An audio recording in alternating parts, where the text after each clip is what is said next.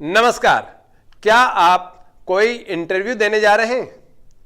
Private sector का हो चाहे गवर्नमेंट सेक्टर का, चाहे आईएएस का इंटरव्यू देने जा रहे हैं या कोई सिविल सर्विसेज के लिए या असिस्टेंट प्रोफेसर के लिए, आप कोई भी इंटरव्यू देने जा रहे हैं तो अक्सर यह होता है कि जैसे आप इंटरव्यू बोर्ड के सामने जाके बैठते हैं और आपसे पहला ही सवाल पूछ लिया जाता है, आप अपने बारे में बताइए।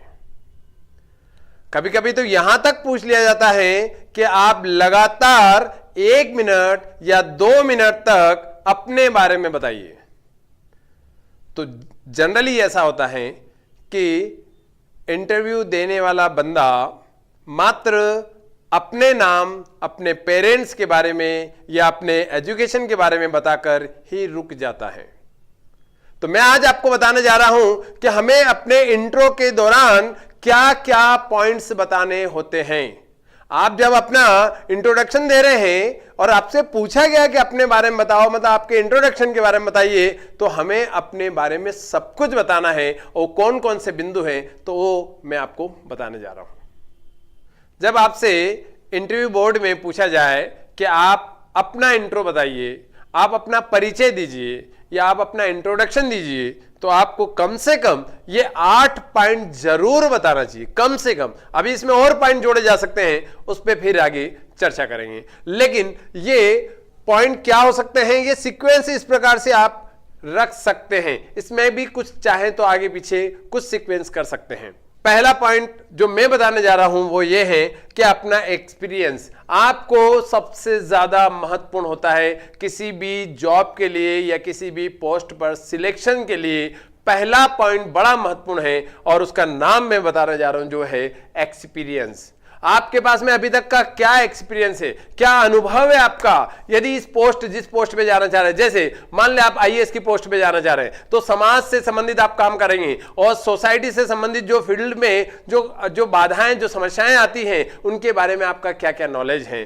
तो आपको एक्सपीरियंस में, जैसे मैं यहां पे बात करूं कि सिविल सर्विसेज के आप एग्जाम देने जा रहे हैं, तो वहां पर आप बताएंगे कि आपने सोसाइटी में क्या कंट्रीब्यूशन किया है, आपने अपने स्कूल के दौरान क्या कंट्रीब्यूशन किया है, आपने लीडरशिप कैसे की है। यदि कहीं पे लीडरशिप की तो वो एक्सपीरियंस जरूर आपको लिखना चाहिए या बताना चाहिए, सॉरी, लिखने के बजाय आपको बताना चाहिए।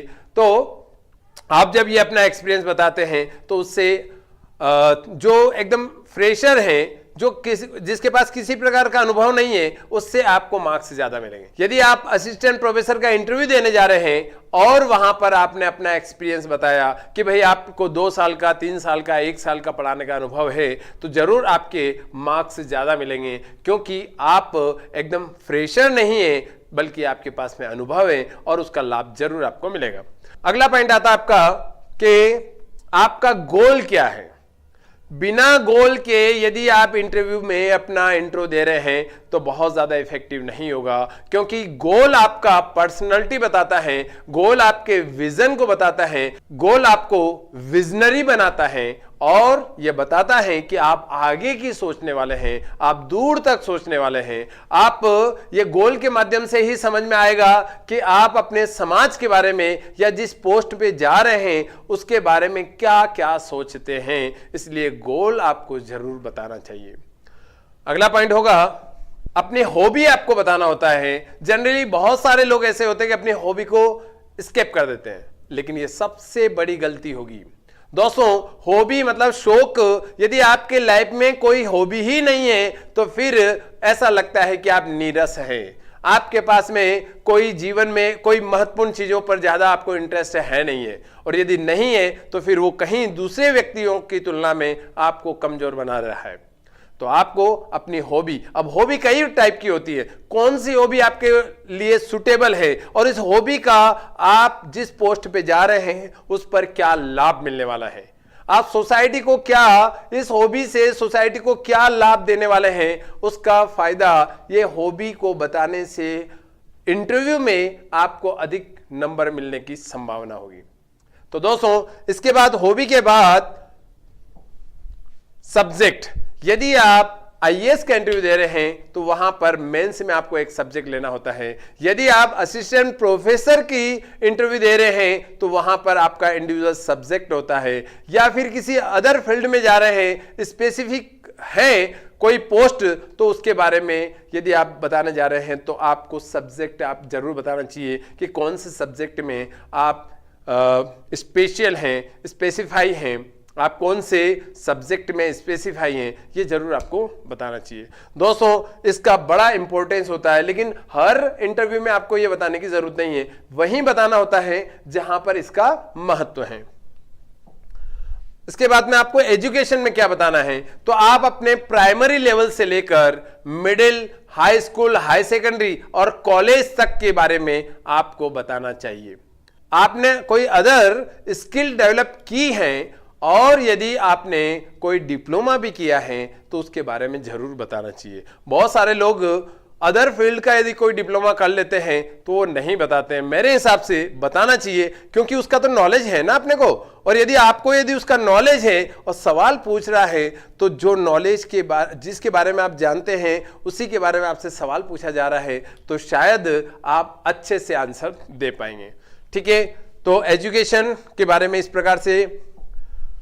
फिर आता है आप कहां से बिलोंग करते हैं, आप शहर से हैं कि गांव से हैं, और आपको पूरी बात बताना चाहिए कि आप गांव से हैं तो कौन से जिले के गांव से हैं, कौन से राज्य से हैं, इस प्रकार की आपको चीजें बतानी चाहिए। और उसमें भी गांव बताने के बाद में उससे यह मेंशन होता है कि आपका बैकग्राउंड क्या रहा। कई बार हम लोग इसको स्किप कर देते हैं या केवल जिला बताकर हम चले जाते हैं, जो कहीं न कहीं गलती कर रहे हैं। जिला और हमारा मुख्य निवास कहाँ रहा है, मेरा बैकग्राउंड कैसा रहा है, जैसा मेरा एनवायरनमेंट रहा होगा उसी के अकॉर्डिंग मेरा काफ़ी हद तक नेचर होगा, मेरा विचार उसके अकॉर्डिंग होंगे। इसलिए हमें जरूर बताना चाहिए कि आप कहाँ से हैं। फिर आता है आप अपने पेरेंट्स और फैमिली मेंबर के बारे में जरूर बता सकते हैं। आप जनरली अपने पेरेंट्स के बारे में तो बताते ही हैं, लेकिन फैमिली मेंबर को स्किप कर जाते हैं। फैमिली मेंबर में भी कैसे जवाब दिया जा सकता है, देखो यहां पर आंसर कई टाइप से दिया जा सकता है। आपको आंसर इफेक्टिव बनाना है। जवाब सभी लोग देते हैं, लेकिन जवाब में आपको इफेक्टिव बनाना है। जैसे एक एग्जाम्पल बताते हैं, आपसे पूछा गया बताइए आपके परिवार में कौन कौन है, और आपने कहा कि मेरे परिवार में 5 लोग हैं, मेरे माता पिता, मैं और मेरा बेटा और मेरी वाइफ। लेकिन वहीं पर आपने जवाब दिया कि सर मेरे 2 परिवार हैं, एक तो जहां खून का रिश्ता है वो परिवार मेरे माता पिता, मेरी पत्नी, मेरा पुत्र और मैं, और एक परिवार और है जिसको मैं शैक्षणिक परिवार कहता हूं। उस परिवार में मेरे कॉलेज और स्कूल के सभी टीचर और सभी स्टूडेंट और सारे फ्रेंड्स लोग आते हैं, सारे स्टाफ के लोग आते हैं। यदि ये आंसर अपन इस प्रकार से भी दें तो काफी इफेक्टिव हो सकता है, क्योंकि वो भी तो अपना ही परिवार है। यदि माने तो वो भी परिवार है, और यदि भारत में हमारा जन्म हुआ है तो हमारे यहां तो कॉन्सेप्ट है वसुधैव कुटुंबकम, पूरा पृथ्वी मेरा एक परिवार है। तो मैं अपने परिवार के बारे में बताने के साथ यदि इस प्रकार से कोई और साथ में परिवार को जोड़ के बताता हूं तो मेरा इंटरव्यू ज्यादा इफेक्टिव बनेगा।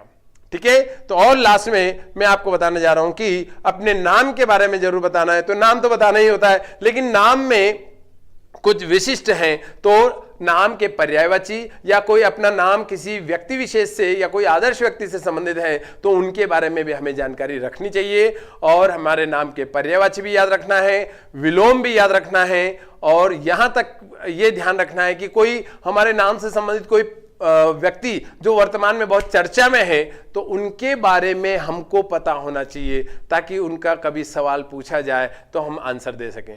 हमें कोशिश ये होनी चाहिए कि हमारा पूरा इंटरव्यू, हमारा जो इंट्रो दिया है ना, उसी के आगे पीछे घूमे, उसी के आसपास घूमे, तो आपका इंटरव्यू बहुत ही बढ़िया रहेगा। मैं उम्मीद करता हूं कि आपको यह वीडियो अच्छा लगा होगा, और इसमें यदि आपको और डीप नॉलेज की रिक्वायरमेंट है, आपको मेरी और हेल्प की जरूरत है, तो ये जो नंबर दिए हैं इस पर आप कांटेक्ट करेंगे और मेरी क्लास को भी ज्वाइन कर सकते हैं।